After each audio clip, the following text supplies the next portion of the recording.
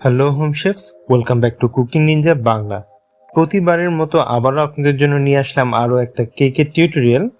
আজ আপনাদের দেখাবো যেভাবে আমি ডেলিভারি দেওয়ার জন্য 1 পাউন্ড ওজনের ব্ল্যাক ফরেস্ট কেক বানাই, সেটারই টিউটোরিয়াল। আজকের কেকটা খুব সিম্পল, বাট গতানুগতিক ব্ল্যাক ফরেস্ট কেকের কমন ডেকোরেশন করিনি। আর পুরো ভিডিওতে ডিটেলসে দেখানোর চেষ্টা করেছি, সবাই ভিডিওটা না টেনে পুরোটাই দেখবেন। এবং যারা চ্যানেলটা এখনো সাবস্ক্রাইব করেনি তারা প্লিজ চ্যানেলটা সাবস্ক্রাইব করে আপনাদের কুকিং নিনজা বাংলা চ্যানেলকে সাপোর্ট করবেন। কেক বেস হিসেবে এখানে আমি 7 ইঞ্চি মোল্ডে করা 2 ডিমের চকলেট স্পঞ্জ কেক নিয়েছি।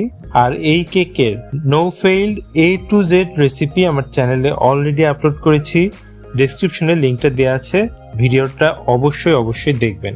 কেকটাকে 2 স্লাইস করে কেটে নিয়েছি, চাইলে 3 স্লাইসও করা যেতে পারে। এবার বোর্ডে কিছুটা ক্রিম লাগিয়ে নিয়ে সেই ক্রিমের উপর কেকের একটা স্লাইস বসিয়ে দিচ্ছি, এতে কেক বোর্ড থেকে আর সরে যাবে না। আর এখানে আমি 9 ইঞ্চি স্কোয়ার বোর্ডে নিয়েছি এবং কেকটা বোর্ডের এক কর্নারে সেট করছি। এবার কেকের লেয়ারে চেরি সিরাপ দিচ্ছি। এখানে আমি 1/3 কাপ পানিতে 2 টেবিল চামচ চিনি আর 2 থেকে 3টা চেরি এভাবে একটু থেতলে দিয়ে হালকা জাল করে নিয়েছি। তারপর পুরোপুরি ঠান্ডা করে কেকের স্লাইসে দিচ্ছি। আর যেহেতু কেকটা 2 স্লাইস করা, তাই পর্যাপ্ত সিরাপ দিয়ে এই লেয়ারে সবটুকু চেরির টুকরোগুলো দিয়ে দিচ্ছি। কেকের শেষ লেয়ারের উপরে চেরির টুকরো দেওয়া যাবে না, এতে করে ক্রিম ভালো মতো সেট হবে না। আর তারপর এই লেয়ারে ক্রিম দিয়ে দ্বিতীয় লেয়ারের কেকটা দিতে হবে। এবং ভিডিও এডিটিং এর সময় খেয়াল করলাম ক্রিম দেওয়ার ফুটেজের সময় রেকর্ড অন করতেই ভুলে গিয়েছিলাম, আর এই জন্য আমি অত্যন্ত দুঃখিত। দ্বিতীয় লেয়ার কেক দিয়ে এই লেয়ারেও চেরি সিরাপ দিয়ে দিয়েছি।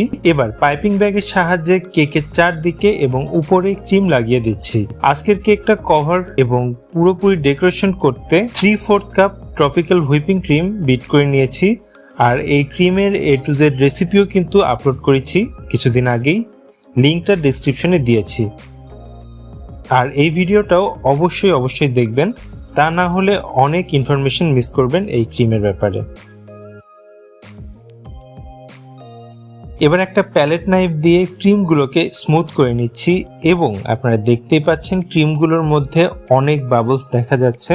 আর ট্রপিক্যাল ক্রিমের এই একটা খুব বড় রকমের সমস্যা, ক্রিমটা বিট করে একটু বেশি কিছুক্ষণ রেখে দিলেই ক্রিমটা আর স্মুথ হতে চায় না, কেকের গায়ে এরকম বাবলস দেখা যায়। আর যেহেতু আজকের কেকটা আমি ব্ল্যাক ফরেস্ট বানাবো, তাই এখানে আর অতিরিক্ত স্মুথ করার জন্য আলাদা কিছু করতে হলো না।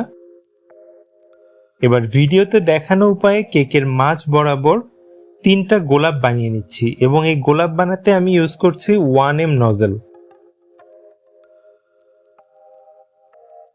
এবার 3টা ফুলের মাঝের এবং 2 প্রান্তের ফাঁকা অংশে 4টা জাস্ট জেলি ক্যান্ডি বসিয়ে দিচ্ছি। এখানে চেরি ইউজ করতে পারেন, আমার হাতের কাছে ক্যান্ডিটা ছিল তাই আমি এটা ইউজ করেছি।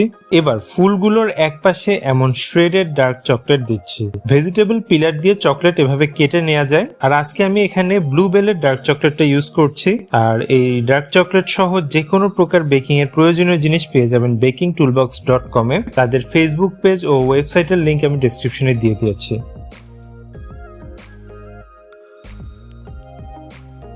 এবার সাইডে শ্রেডেড চকলেট দিয়ে কভার করার পর ফুলগুলোর অপর পাশে দিচ্ছি চকলেট গানাশ এবং প্যালেট নাইফ দিয়ে চারদিকে চকলেটগুলো কেকের সাথে স্মুথ করে দিচ্ছি। এবার একটা ছোট স্টার নজল দিয়ে শুধু যেই সাইডটুকু গানাশ দিয়ে কভার করেছি সেই অংশটায় বর্ডার বানিয়ে নিচ্ছি।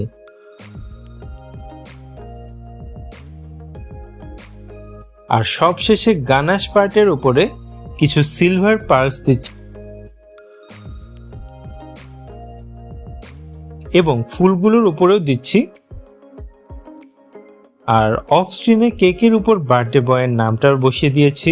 এখানে আমি সিলিকন মোল্ডে চকলেট মেল্ট করে দিয়ে এই লেটারগুলো বানিয়ে তারপরে আমি লিখে নিয়েছি। আর এভাবেই ডেকোরেশন শেষ করলাম এই সিম্পল কেকটা ক্লায়েন্টের অনেক বেশি ভালো লেগেছে এবং অনেক সুন্দর রিভিউ এসেছে কেকটার জন্য। তাই এভাবে অবশ্যই একবার হলেও এই কেকটা বানিয়ে দেখবেন। তাহলে ভিডিওটা কেমন লাগলো কমেন্টে জানাবেন। ভালো লাগলে ভিডিওতে লাইক দিয়ে ফ্রেন্ডস এন্ড ফ্যামিলির সাথে শেয়ার করবেন আর চ্যানেলটা সাবস্ক্রাইব করতে ভুলবেন না। আজকের মতো তাহলে এ পর্যন্তই। সবাই ভালো থাকবেন, সুস্থ থাকবেন। আল্লাহ হাফেজ।